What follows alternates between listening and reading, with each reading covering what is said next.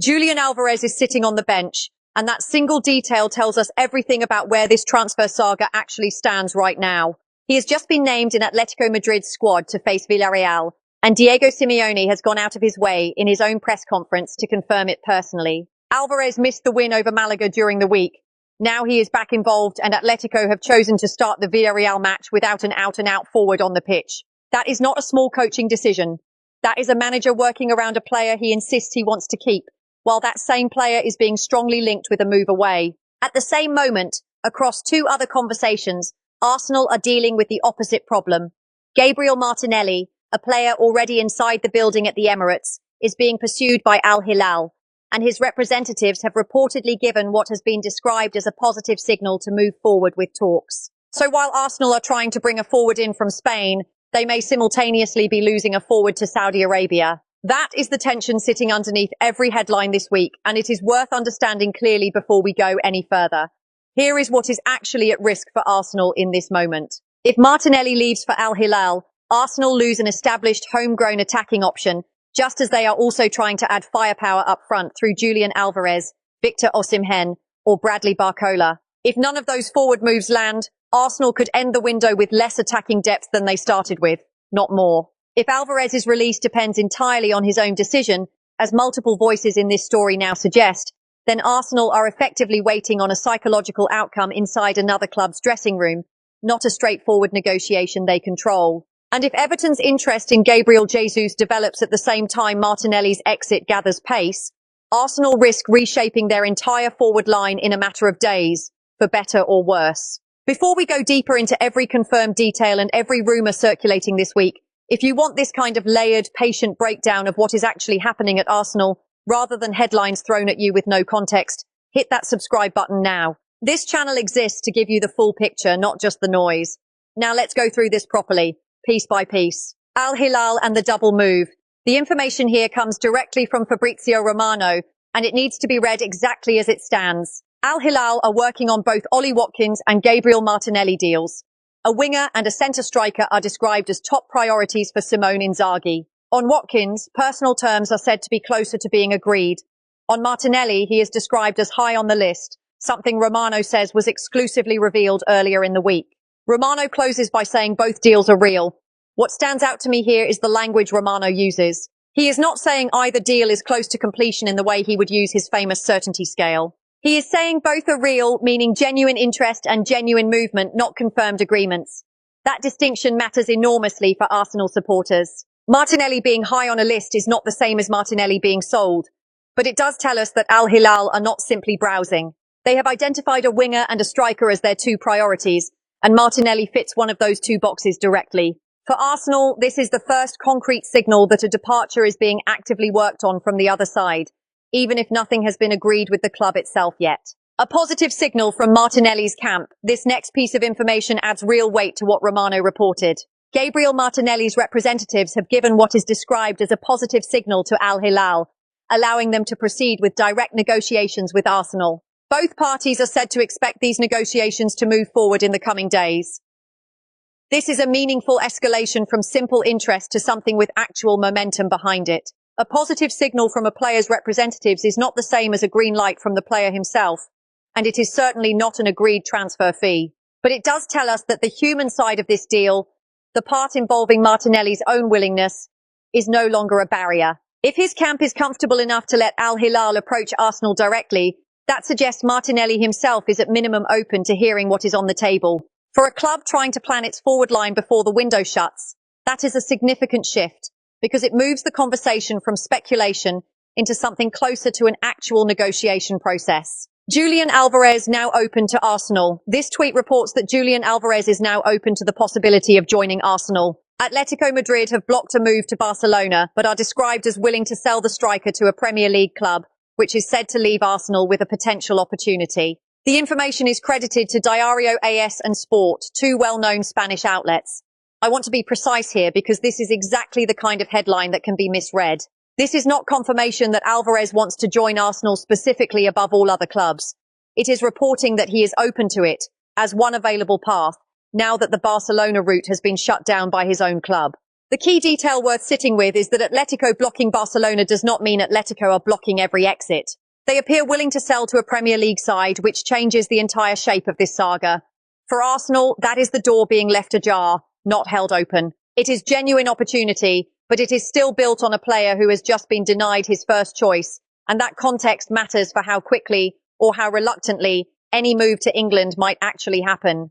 Martinelli offered to Juventus for Yildiz. This report states that Arsenal had informally offered Martinelli to Juventus in a deal that would involve Kenan Yildiz plus additional money. Yildiz is described as remaining a future target for Arsenal, with the club said to remain active for what is called the right player.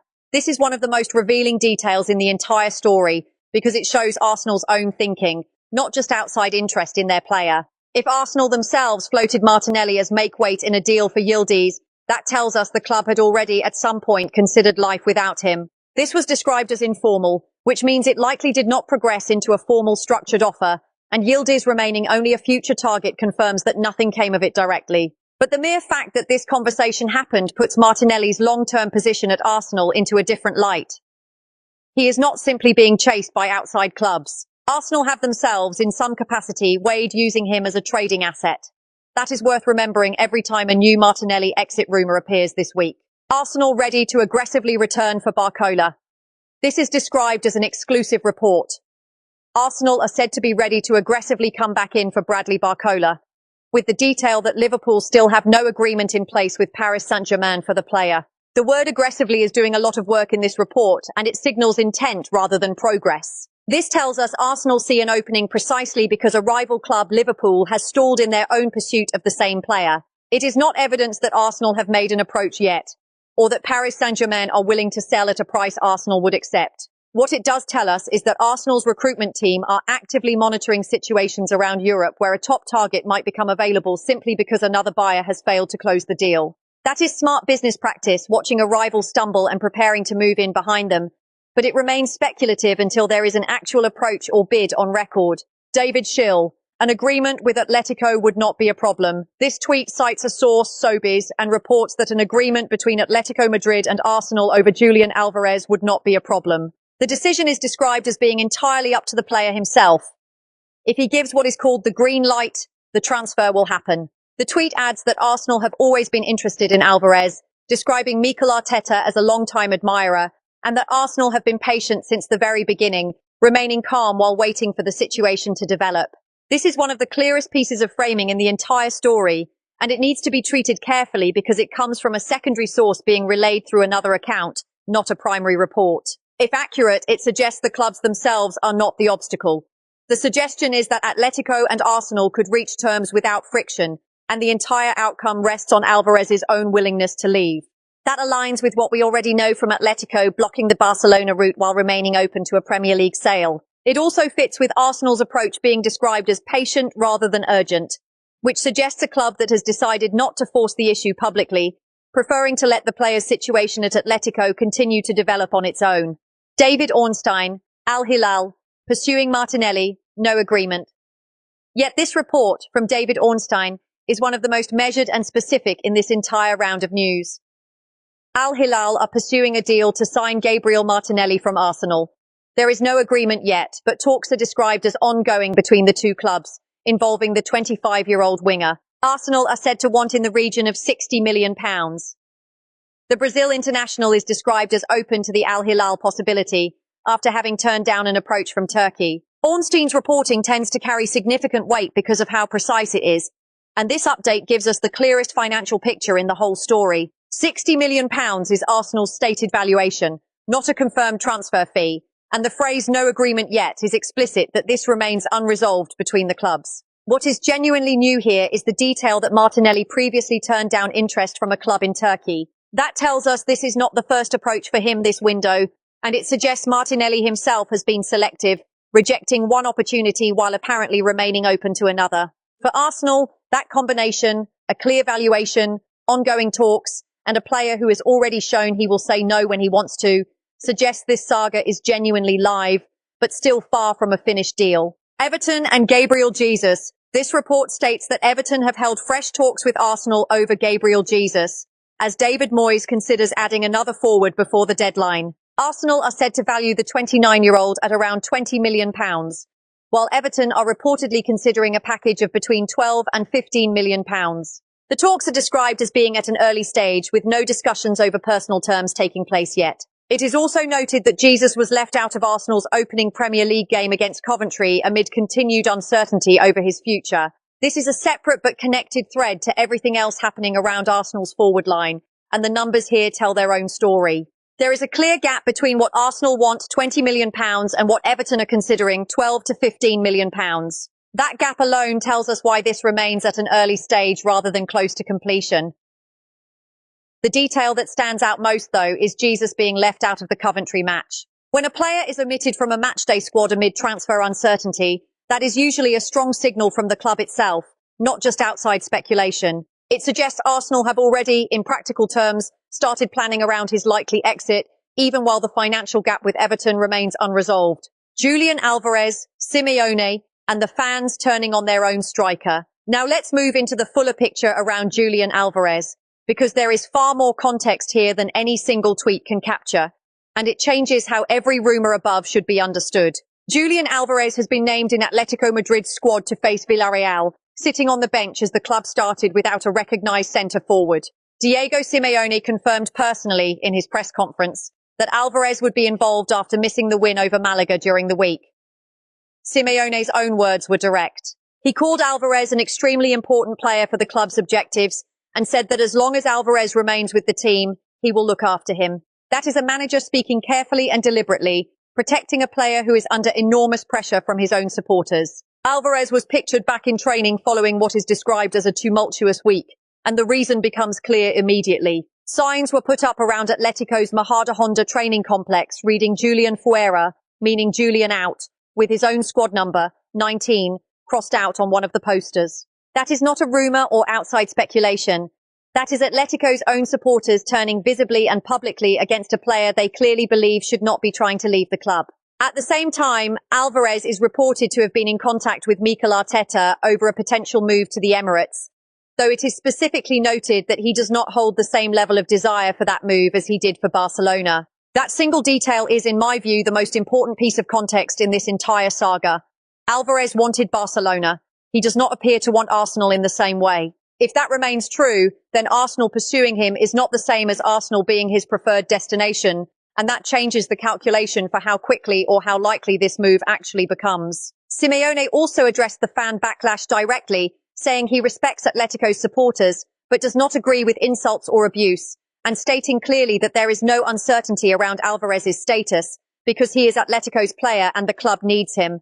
Earlier in the week, Simeone had explained that Alvarez was left out of the Malaga game specifically because he was not believed to be in the right physical condition to play, following an extended break after the World Cup, with the expectation that he would continue to improve over the following days.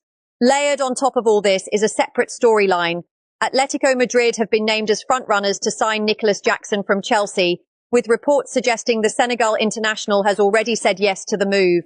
Chelsea are said to be demanding £65 million for Jackson, preferring a direct sale over another loan, while Atletico would reportedly prefer to take him on loan instead. Putting this together, here is the picture as it actually stands. Atletico are managing a public relations crisis around a player their own fans want gone, while simultaneously lining up his potential replacement in Nicholas Jackson. Arsenal remain in contact, but by the club's own reported information, Alvarez does not want this move with the same intensity he wanted Barcelona. That is not a reason to dismiss the story, but it is a reason to treat every Alvarez to Arsenal headline this week with appropriate caution, because the emotional foundation of this deal appears far shakier than the financial or club-level willingness around it. Victor Osimhen's numbers and the warning from Turkey. The other major forward name attached to Arsenal this week is Victor Osimhen, and the details here come from his performance in Turkey, along with reaction from the Turkish press itself. Osimhen scored twice as Galatasaray won 4-0 away to Erzurumspor. According to Foot Mercato, Arsenal have held talks over a possible deal, but Osimhen would need to lower his current wages if he were to move, with Mikel Arteta looking to bring in competition for Victor Gyökeres. His current salary is stated as £17.1 million per season, which works out to just over £360,577 per week. If he joined Arsenal on those terms, he would become the club's highest paid player, which is exactly why a wage reduction is described as necessary for any move to actually happen. What makes this story different from the Alvarez situation is the tone coming out of the player's current club and country. Turkish outlets have been almost uniformly positive about Osimhen's performances, and in some cases explicitly warn Arsenal off pursuing him. Writers at Sport Arena describe him as one of the top 5 strikers in the world, with a value they place at over €100 million.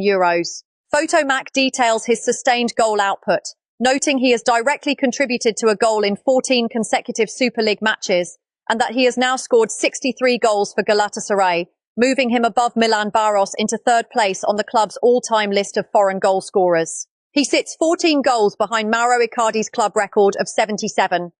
Since December of last year, only Harry Kane has scored more goals across that period than Osimhen, with Kane on 22 and Osimhen on 16. Reading this alongside the wage detail gives a much clearer picture of the real obstacle here. This is not primarily a question of whether Arsenal want Osimhen or whether talks have happened, both of which appear true. The obstacle is financial and competitive.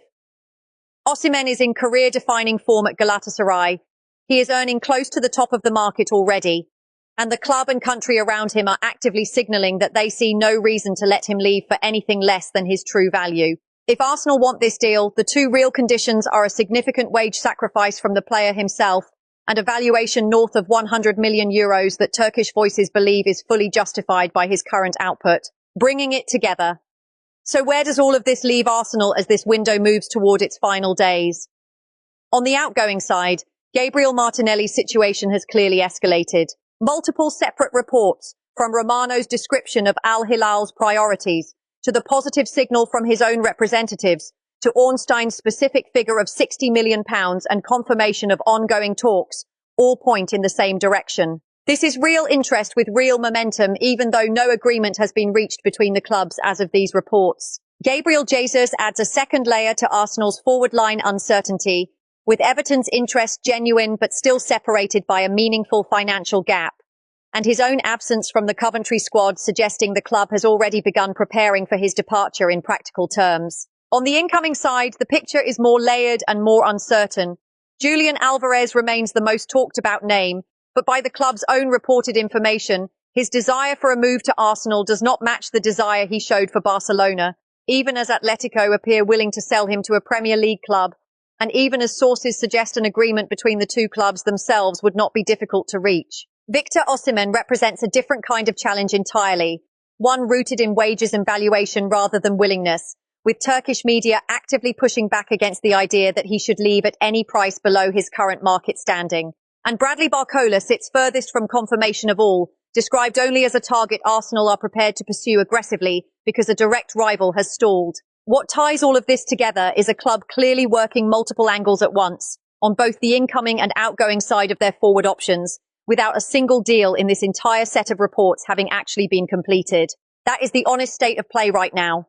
Real conversations, real numbers, and in some cases real player willingness, but no finished transfers. The next several days will determine which of these threads actually turn into completed business and which quietly fade away as the deadline approaches. It is also worth stepping back and thinking about how these different threads might actually interact with each other, rather than treating each one as an isolated story. If Martinelli's move to Al-Hilal does progress toward the reported £60 million valuation, that fee becomes available for Arsenal to spend elsewhere, and it would also open a genuine space in the squad for another attacking option to walk into. That is presumably part of the thinking behind Arsenal being described as ready to move aggressively for Barcola, and it may also explain why the club has been willing to remain patient and calm on Alvarez, rather than forcing a bid. A structured squad rebuild, where funds from an outgoing winger help finance an incoming forward, is a far more coherent explanation for this entire set of stories than treating each headline as a standalone transfer target. The same logic applies to Gabriel Jesus. If his exit to Everton does eventually close the gap between the £20 million Arsenal want and the £12 to £15 million Everton have been considering, that is another route off the wage bill and another squad number freed up at the same time as Arsenal continue to weigh a move for a more expensive, higher-profile forward such as Osimhen. None of this is confirmed as an explicit strategy in any of these reports. But when you place the outgoing interest in Martinelli and Jesus next to the incoming interest in Alvarez, Osimhen and Barcola, a pattern becomes hard to ignore. Arsenal appear to be reshaping the entire forward line in one window, not simply reacting to isolated approaches as they arrive. There is also a discipline running through Arsenal's reported approach that is worth highlighting on its own. Nowhere in any of these reports do we see Arsenal described as desperate, rushed, or forced into a decision. The language used around Alvarez is patient and calm. The language used around Osimhen centers on wage structure and valuation rather than urgency. The language used around Martinelli and Jesus reflects ongoing talks rather than panic selling. For a club that has, in past windows, been criticised for moving too late or too cautiously, that pattern of controlled, measured activity is itself a signal worth noting, regardless of which individual deals eventually get done. That is where things stand today. If you want continued careful analysis as each of these stories develops, subscribe to the channel so you do not miss the next update. Thank you for watching, and I will see you in the next one.